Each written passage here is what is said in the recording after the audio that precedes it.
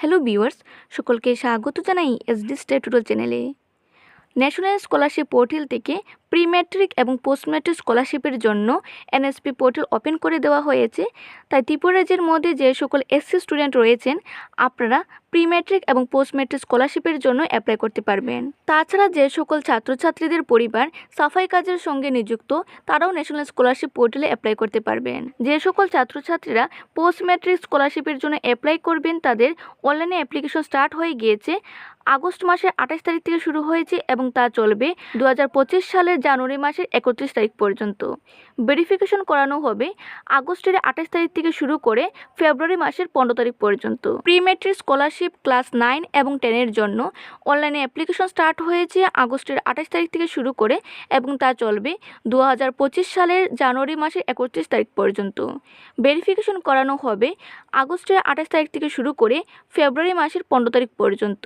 Pre matric scholarship যে সকল ছাত্রছাত্রীদের পরিবার সাফাই কাজের সঙ্গে নিযুক্ত, তাদের অনলাইনে অ্যাপ্লিকেশন করতে হবে আগস্ট মাসের 28 তারিখ থেকে শুরু করে 2025 সালের জানুয়ারি মাসের 31 তারিখ।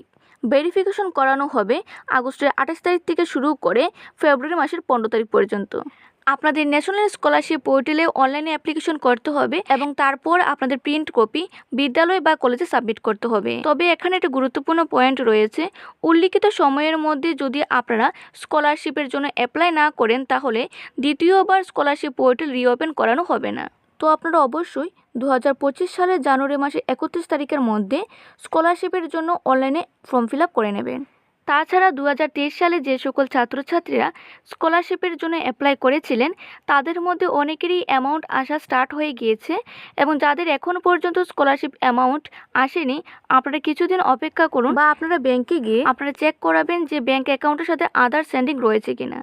যাদের আধার সেন্ডিং থাকবে না, তাদের কিন্তু অ্যাকাউন্টে স্কলারশিপ অ্যামাউন্ট আসবে না। তো অবশ্যই আপনারা সেগুলি চেক করুন।